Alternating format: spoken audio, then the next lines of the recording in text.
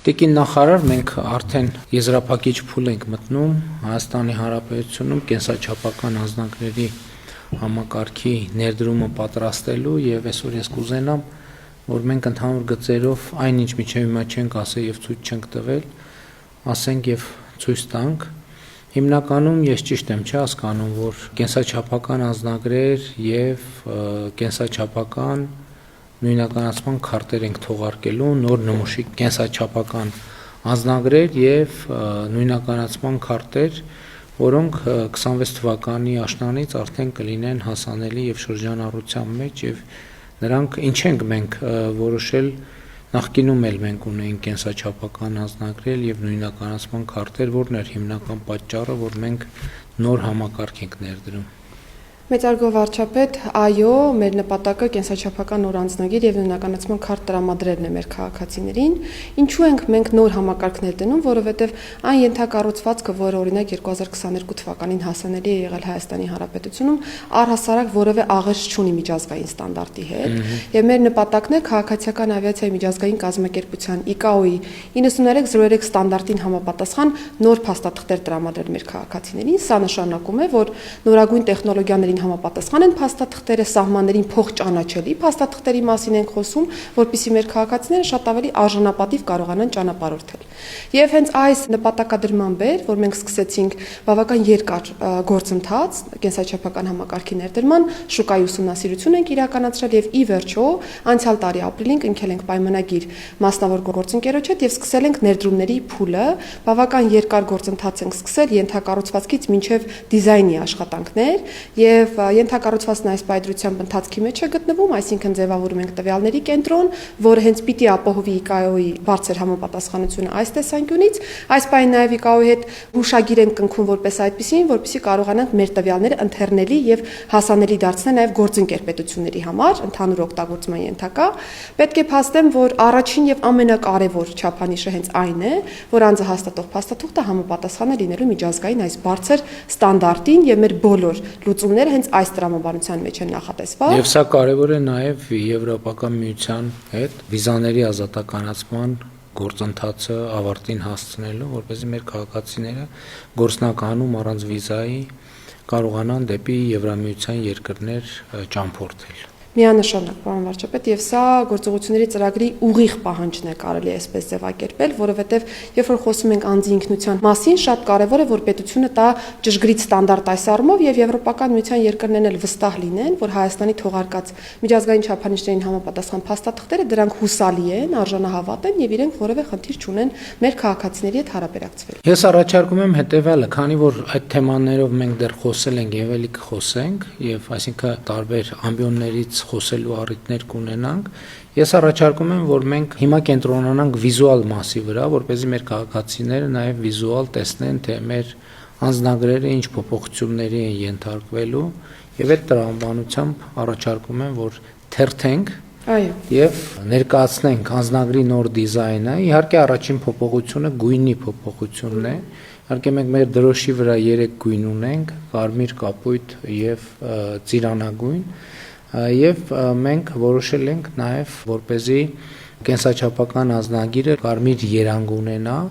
որը նաև մեր ուսումնասիրությամբ միջազգայինորեն ամենաշատ տարածված երանգներից է, սկզբունքորեն կարմիր կապույտը ամենատարածվածներն են։ Տվյալ դեպքում մենք նաև փոփոխությունը ավելի տեսանելի դարձնելու համար, որովհետև հին նմուշի անձնագրերն էլ դեռ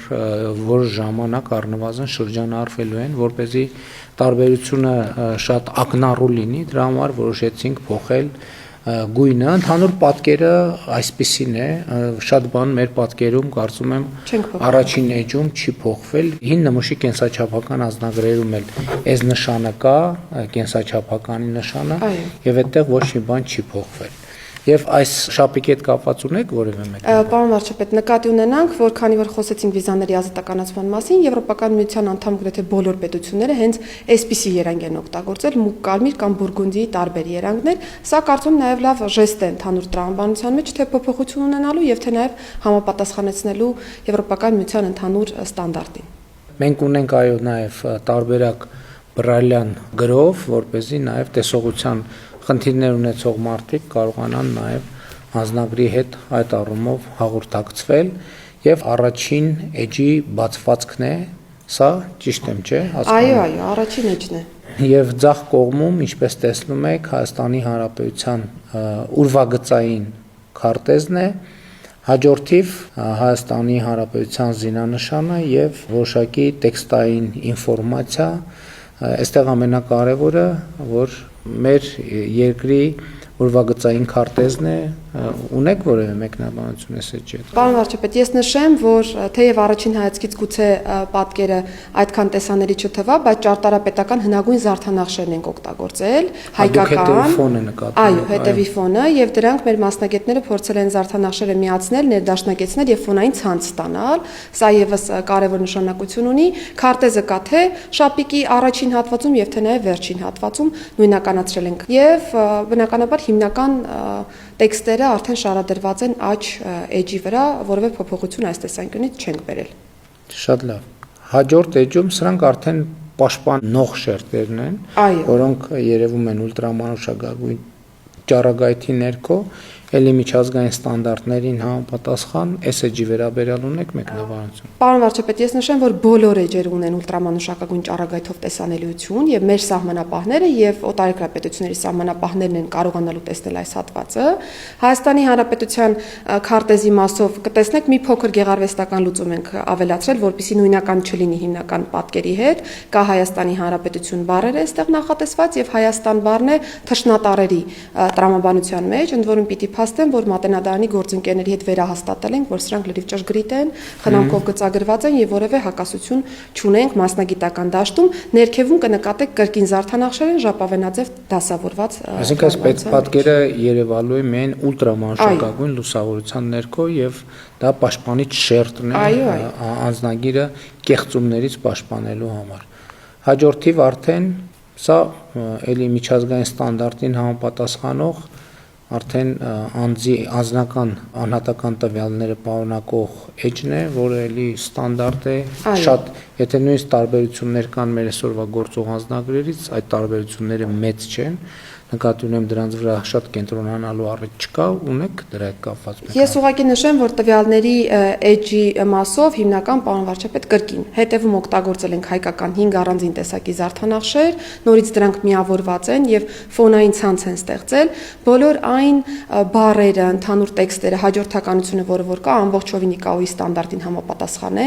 ինչ տեքստ որ տեսնենք նկարում, կրկին ICAO-ի հիմնական պահանջներից է, ինչ տեքստ որ չտեսնենք նույնիսկ եւ մտածենք, որ օրինակ կարելի է այդ տեքստերն ունենալ, պիտի նկատի ունենանք, որ ICAO-ն չի խրախուսում տեքստերից ընդհանուր չափանիշներից դուրս տարբեր բառերի օգտագործումը, որովհետեւ դրանք սահմանային հատմանկետերում շատ իրավիճակներում խնդիրներ են գեներացնում, եւ սա է պատճառը, որ ինչ ստանդարտով նախատեսված է կա եւ որևէ հավելյալ բան մենք չենք նախատեսել սրանում։ Այս էջը հիմա մենք հորիզոնական ենք ցույց տալիս, բայց անձնագրի մեջ ինքը լինելու է ուղղահայաց, ճիշտ է։ Ուղղահայաց դիրքավորում է ունենալու եւ ահա այսպեսին է լինելու մեր էջը, վիզուալ, ուղղահայաց է լինելու անձնական տվյալների էջը, եւ մենք ինչպես տեսնում ենք, երրորդ էջում Մեսրոբ Մաշտոցի ստեղծած այբուբենն է, ինչու եմ ասում Մեսրոբ Մաշտոցի ստեղծած այբուբեն, որովհետև հենց 405 թվականի իր նախնական վարկածով է, որ այբուբենը արտահայտվելու է անձնագրի մեջ եւ հիմա հաջորդի վեճերում մենք կտեսնենք, որ մենք աշխատել ենք, որպեսզի անձնագիրը եւ անձնագրի վիզուալ պատկերները ներկայացնեն մեր ինքնությունը եւ մեր պատմությունը եւ կարծում եմ այդ առումով մենք կարողացել ենք որոշակի պատկեր ստանալ այս էջի հետ կապված ունեք լրացուցիչ մեկնաբան։ Ես ուղղակի նշեմ, պարոն վարչապետ, որ հիմնական տվյալների էջում անձեն աչքով գուցե տեսանելի չէ, բայց երբ որ զարդանախշերը պատկերել ենք, օգտագործել ենք Հայաստանի Հանրապետության դրոշի գույները, այսինքն կարմիրը, կապույտը, ծիրանագույնը, իհարկե պրոֆեսիոնալ մշակմամբ, որպեսզի ավելի նուրբ պատկեր ստանանք։ Այբուբենի մասով, պարոն վարչապետ, առաջին նաև հայատար նախադասությունն ունենք էջի ներքևի հատվածում գրված եւ նաև եթե գրափարով ճանաչել զիմաստություն եւ սխրատ, իմաց բանս հանճար։ Եվ եթե նայենք Այբուբենի շարվածքը, կնկատենք, որ ձախից աջ հերթականությամբ, թեքվածությամբ հերթականությունը մենք պահպանել ենք, որևէ ձևով չենք խաթարել տրամաբանությունը, եւ նաեւ պարոն վարչապետ միասին քննարկել ենք որոշ տարրեր կնկատեք ավելի մեծ տրամաբանության մեջ են արտացոլված, բնականաբար իրենց մեջ նաեւ որոշակի միտք ունեն, տրամաբանություն ունեն, եւ եթե դեմ չեք կխնդրեի դուք տարրերը իրենց տրամաբանությունով։ Շատ լավ, մենք մասնավորապես A տառը նկատի ունենալով ազատություն, անկախություն, Ե տառը երջանկություն, E տառը նկատի ունենալով, որ մեր գրապարում Աստված է նշանակում, Աստծուն ընդգծնելով, Ž տառը ժողովրդին ընդգծելով, I տառը ինքնիշխանությունը ընդգծելով, X տառը խաղաղությունը, Կ կյանք, Հ Հայաստան, M մարդ, ջուրն ենք ուզեցել ընդգծել նաև որպես կյանքի խորհրդանիշ, Ո տառը, քանի որ նախնական տարբերակում O տառ չի եղել, նկատի ենք ունեցել օրենքը, օրինականությունը, M տառը ասացի մարդուն ենք նկատի ունեցել, P տառը նկատի ենք ունեցել պետությունը, S տառը նկատի ենք ունեցել սերը, K տառը նկատի ենք ունեցել Քրիստոսին որպես առաջինը քրիստոնեություն ընդունած պետություն։ Իհարկե բոլոր տառերով էլ կարելի է ընդգծումները անել, բայց ընդհանուր առմամբ մենք մտածել ենք, որ այսպիսի ընդգծումները գուցե նաև մեր ռազմավարությունները, ընկալումները, մեր ձգտումները եւ մեր պատկերացումները էականորեն կընդգծեն եւ նաեւ դիզայնի որոշակի էլեմենտ ավելացնելու եւ նաեւ edge-ը ինքը ուներ առանձնահատկություն, իրեն անվտանգության նկատառումներով նաեւ հնարավոր չէր ուղղակի սովորական տրամաբանությամբ նույն չափերով եւ ուղղահայաց ուղղանկյունու տրամաբանությամբ դասավորել, այսինքն իրեն որոշակի տարբերություններ էսպես թե այնպես պետք է լինեին չափերի, դրա համար մենք որոշեցինք, որ եթե այնուամենայնիվ հնարավոր չի լինելու բոլորը նույն չափին գծել, ելի եմ ասում, անվտանգային ստանդարտներին համապատասխանելու նկատառումով, որովհետև այս կողքի հատվածներում պետք էր որոշակի ազատ տեղեր լինել, որպեսզի այդ անվտանգության նշումները հստակ երևային, դրա համար այսպիսի լուծման եկանք, որը կարծում եմ վատ լուծում չէ, ելի եմ ասում, կարելի էր տարբեր էլի բառեր գտնել եւ ընդգծել, բայց տենց էմոցիոնալ մակարդակում այսպիսի լուծման եկանք եւ վիզուալ էլ կարծում եմ վատ չի երևում։ Պարոն վարչապետ, կհիշեք նաև, որ մենք մատենադարանը եւս դիտարկում էինք, որ արտացոլեինք, բայց հաշվի առնելով անվտանգային հատվածները եւ նաև էջի սահմանափակ ծավալը, որոշեցինք լավ տեսանելի այբուբեն ունենալու ճանապարհով գնալ։ Այո, իհարկե տարբեր տարբերակներ ենք մտածել, ուղղակի երկու խնդիր կա, որ էջում այնուամենայնիվ էջի ֆիզիկական ծավալները այլ բան են, բայց էջի այս նպատակով օգտագործելի ծավալը ավելի փոքր էր եւ դրա համար մենք որոշակի ընտրություն կատարեցինք այս կամ այն տարբերակի օգտին։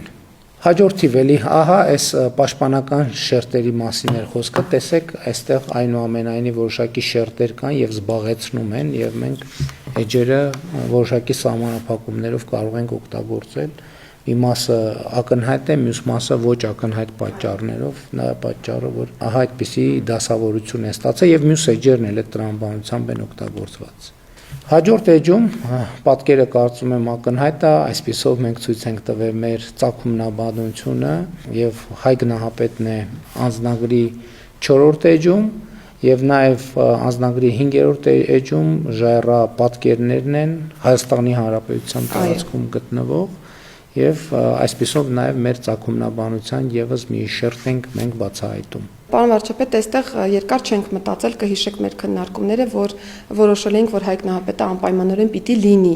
մեր անձնագրում, հաշվի առնելով բովանդակությունը եւ արձանի հատվածը եւս ընտրել ենք այն արձանը, որ այս պայծրությամբ Հայաստանի Հանրապետությունում կա, ռակուրսի առումով ընտրել ենք ցանկալի ռակուրսը, որն ամբողջովին արտացոլում է ըստ էության էությունը, իսկ ժայռաբեկորների վրա մենք այո Հայաստանում գտնված ժայռապատկերներն ենք նախատեսել, Գեղամալերներում եւ Ուխտասարում հայտնաբերված ժայռապատկերներն են, որոնք բավական մեծ եւ հին պատմություն ունեն, փորձել ենք լրիվ իդենտիկ նկարել այս բոլոր ժայռապատկերները, այսինքն որևէ բան արհեստական չենք տեսնի նկարներում, ամբողջը բնությունից վերցված հատվածներ են, կարծում եմ դրանում է նաեւ գեղեցկությունը, որ ամբողջովին այն է, ինչ որ մեր հանրապետությունում կա։ Հայկ Նահապետի արձանի նաև դիրքի խնդիր կար եւ ես կարծում եմ, որ այսինքն ոչ բոլոր տեղերում եւ ոչ բոլոր դիրքերով ինքը ելի նույն պատճառներով կտեղավորվեր, հիմա ինքը իր եղած դիրքով եւ բնական դիրքով կարծում եմ հնարավորինս հարմարավետ ձևով տեղավորված է։ Հաջորդ պատկերը, հաջորդիվ մենք տեսնում ենք արդեն մեր պատմության հաջորդ կարևոր հանգրվանը Երևանի հիմնադրման սեպագիր արձանագրությունը, որը նաև մեր ինքնության եւ մեր պատմության շատ կարևոր մասն է, ընդ որում Էրեբունի ամրոցի այս պատկերը վերականգնված է գիտնականների կողմից եւ այն ինչ որ այստեղ արտահայտված է ամբողջությամբ խորհրդակցվել է եւ գիտական խորհրդատվության ներքո է պատրաստվել եւ այս էջը Երևանի հիմնադրման սեպագիր արձանագրությանն է նվիրված եւ մի փոքր կտորել, եթե տեսնում եք, մենք այստեղ սեպագիր արձանագրությունից մի փոքր հատված ունենք, որ հատվածն էր սա։ Հիմնական, որ վերաբերում էր հենց կառուցմանը, որ կառուցել է Հոյակերտ կառույցը ըստ էության, հիմնական առաջին նախադասությունը ամբողջովին վերցված է հենց սեպագիր արձանագրությունից, որևէ ձևով չենք աղավաղել կրկին մտքերը։ Պարոն վարչապետ, ես շարունակելով ձեր միտքը, ուզում եմ վերահաստատել, որ մենք Էրեբունի ամրոցի տարածքում պեղումներ իրականացրած հնեաբանների եւ պատմաբանների հետ ենք խորհրդակցել, այս պայծրությամբ կա վերականգնված մակետը, որպես այդպիսին Էրեբունի ամրոցի եւ այն բոլոր հատվածները, որոնք այս պայծրությամբ էկրանի ներևում են, դրանք այնպիսին են, ինչպիսին որ պեղումների տրամաբանության մեջ մասնագետները ֆիքսել են եւ հանուն արդարության ուզում եմ մի հատվածի էլ անդրադառնալ, սեպագիր արձանագրությունը որպես կանոն նմանատիպ մեծ չափերով տեղադրված չի լինում շենքերի վրա, ավելի փոքր տարածք է ունենում, բայց եկել են կոնսենսուսի մասնագետների հետ, որ հնարավորինս փոքր չափերով լինի, բայց միևնույն ժամանակ տեսանելի, որովհետեւ խորհուրդը հենց դա է այս էջի, որ կարողանանք սեպագիր արձանագրությունը ճշգրիտ իրական սեպագիր արձանագրության պատճենումն է էջի վրա։ Այսինքն որ մասնագետներ ուզենան խոշորացուցով նայել, դա տեքստը ամբողջությամբ օրիգինալ տեքստն է տեղադրված այստեղ։ Շատ լավ։ Հաջորդիվ, նույնպես շատ կարևոր էջ, այստեղ մենք տեղադրել ենք ըստ ավանդության եւ ըստ պատմության Արտաշես արքայի սահմանակարերը, որոնց վրա արամեերեն արձանագրություններ են եւ այս սահմանակարերը գտնվել են Սիսիանի տարածաշրջանից, եթե չեմ սխալվում, եւ նաեւ այդ ժամանակների գյուղատնտեսությունը եւ սահմանակարի տեղադրման ձևը եւ դիրքը նույնպես գիտնականների հետ խորհրդակցությունների արդյունքում է ձևավորվել, ինչպես նաեւ տվյալ ժամանակաշրջանի կենցաղավարությանը եւ գյուղատնտեսությունը պատկերող վիզուալիզացիան նույնպես գիտնականների հետ խորհրդակցությունների արդյունքում է ձևավորվել, ելի եթե նկատում եք էջի, ասենք կարող է տպավորություն ստեղծվել, թե լիարժեք է օգտագործված, բայց իրականում էջի կեսից քիչ հատվածն է օգտագործված, ներքևի հատվածը, որովհետև վերևում արդեն անվտանգության շերտերն են եւ այդ անվտանգության շերտերը պետքա հնարավորինս զերծ մնան կողմնակի միջամտությունից Հայաստանի Հանրապետության զինանշանն է եւ որը նաեւ տվյալ դեպքում ունի անվտանգային գործառույթ։ Ունեք լրացուցիչ մեկնաբանություն։ Ես ուղղակի պարոն վարչապետ նշեմ, որ սահմանակարի ընտրությունը պատահական չեն կարել, այն շատ կարևոր պետական եւ իրավական գործիք է հանդիսացել նույնիսկ այն ժամանակահատվածում, որովհետեւ ցույց է տվել պետության գոյությունը, պետական կառավարման էությունը եւ նաեւ հողային բարեփոխումները, որոնք որ տեղի ունեցել այդ ժամանակահատվածում եւ հիմնականում ամբողջովին ճշգրիտ ներկայացրեցիք, որ տեղադիրքն ենք ուսումնասիրել, կենցաղավարման կանոնները, այսինքն հիմնական մենք նույնիսկ կհիշեք, որ առաջին պատկերը լրիվ այլ էինք պատկերել, որովհետև այլ կերպ էինք պատկերացրել սահմանակարերը, բայց հետո մասնագետների հետ ձեր հանձնարարությամբ նաև լրացուցիչ ճշգրտումների արդյունքում արդեն բարձրադիր հիմնական հատվածներում են տեղադրել այս սահմանակարերը եւ Հայաստանի Հանրապետությունում այս պայծրությամբ տասնյակից ավելի նմուշներ կան հայտնաբերված։ Մենք ընտրել ենք հենց այն նմուշը, որը որ թանգարանային է, որպեսզի կրկին լրիվ ճշգրիտ պատկերացումը կարողանանք տալ։ Այսինքն տեքստն էլ ճշգրիտ է, արտահայտված եւ դա էլ շատ կարեւոր է, որ այսինքն ստեղծագործություն չկա, ինչպես եղել է, եթե չեմ սխալվում, տեքստը արամեերեն է եւ ինչպես օրիգինալը կա, այդպես էլ արտահայտված է։ Շատ լավ, հաջորդ էջը նայենք։ Այստեղ մայր տաճարն է չմիացնի, որը խորհրդանշում է քրիստոնեությունը որպես պետական կրոն ընդունելու փաստը 301 թվական 301 թվական արձանագրելով մենք նկատի ենք ունեցել հենց քրիստոնեության ընդունման տարեթիվը, որովհետև տաճարի կառուցման տարեթվերը չենք հատկապես ընդգծել, այլ հենց քրիստոնեության ընդունման տարեթիվն ենք ընդգծել, որը էլի բնականաբար մեր ինքնության եւ մեր պատմության առանցքային հատվածներից է։ Այստեղ ուղղակի պարոն վարչապետ մեր խնդիրը կհիշեք միայն եղել է այն, որ ընտրենք այնպիսի շահեկան դիրք, ռակուրս, որ ամբողջ վեհությունն ու գեղեցկությունը տաճարի ցույց կտա եւ կարծում եմ, որ լավագույն դիրքն է ըստ էության ընտրվել ամբողջովին նկարագրելով տաճարի բոլոր հատվածները եւ ընդհանուր առմամբ նաեւ այն համալիրը, որը ունի տաճարը։ Ընդհանուր առմամբ, եթե ես չեմ սխալվում, մենք սկզբից ունեցել ենք բարձր որակի լուսանկարներ, հետո այդ լուսանկարները արդեն համակարգչային ծրագրի միջոցով վերենացվել այսպիսի իլյուստրացիաների, այսինքն ինչ որ մեկը սա ձեռքով չի նկարել, որովհետև նման դեպքերում նաև շատ տեղ կթողնենք նկարչին ուղված քննադատությունների, բայց ես կարծում եմ, այս գլխից պետք է արձանագրել, որ լուսանկարի ծրագրային տրանսֆորմացիան է դեպի այսպիսի պատկեր։ Մենք պարոն վարչապետ կհիշեք, որ յուրաքանչյուր թեմայի ներքո լուսանկարներ ընտրելիս նախ մի քանի տարբերակներ ենք քննարկել եւ այո, քանի որ անվտանգությունն առաջինը կոնցեպտ ունենք մեզ մոտ այս տեսանկյունից, ընտրել ենք այն նկարները, որոնք առավելագույնս անվտանգային բաղադրիչներին որևէ ձևով չէին ստվերի եւ մեր չափանիշները կպահպանեինք այս առումով, հետո պրոֆեսիոնալ ֆոտոն վերածել ենք արդեն այս տեսքով նկարների։